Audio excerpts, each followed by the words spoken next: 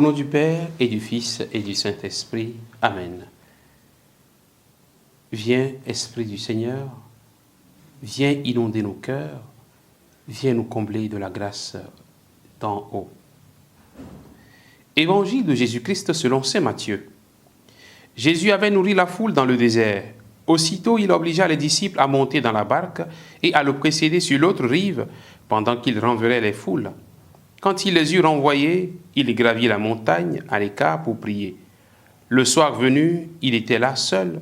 La barque était déjà à une bonne distance de la terre.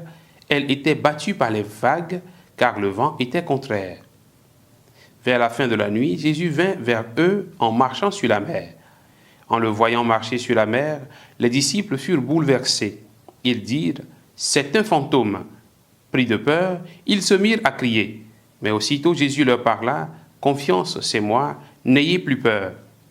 Pierre prit alors la parole « Seigneur, si c'est bien toi, ordonne-moi de venir vers toi sur les eaux. » Jésus lui dit « Viens ».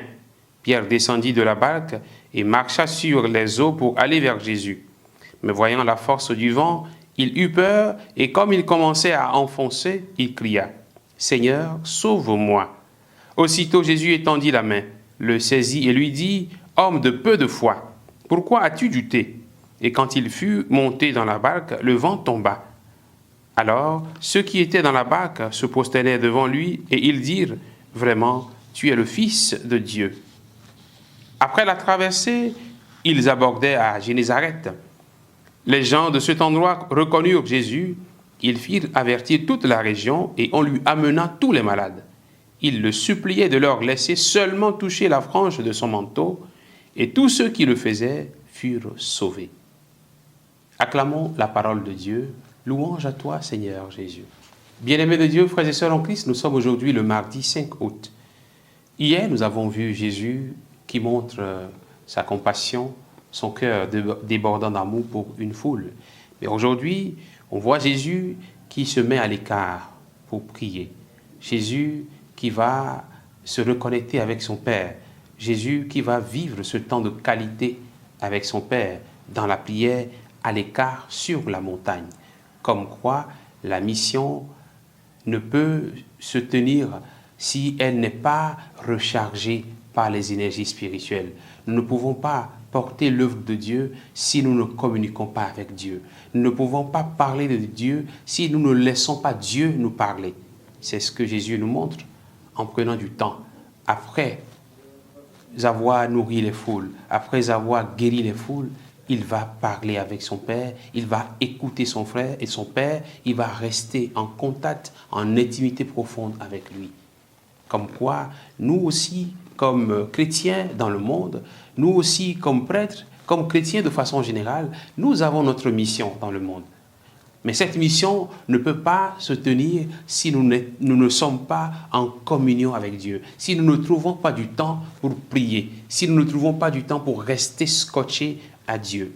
Jésus nous invite donc, frères et sœurs, à trouver ces moments de qualité dans la prière avec le Seigneur. Quand il vient vers les disciples qui étaient sur l'eau, il leur dit « Confiance, c'est moi, n'ayez plus peur ». Il arrive que bien souvent, des situations nous font peur. Nous avons un avenir incertain. On ne sait pas de quoi demain sera fait. Nous traversons des moments où nous avons peur des conséquences qui peuvent arriver par rapport à telle ou telle situation que nous subissons ou qui nous arrive. Le Seigneur aujourd'hui nous invite à la confiance en lui. Confiance, c'est moi. Je suis là, n'aie plus peur. Le Seigneur nous invite à garder confiance en lui et à chasser de notre cœur toute forme de peur. Parce que là où il y a la peur, il n'y a pas de confiance en Dieu, il n'y a pas de foi. Et c'est ce que Pierre a fait.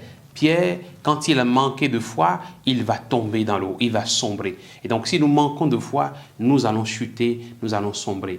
Mais si nous avons la foi, nous allons aussi marcher sur les eaux, nous allons aussi avancer avec Jésus.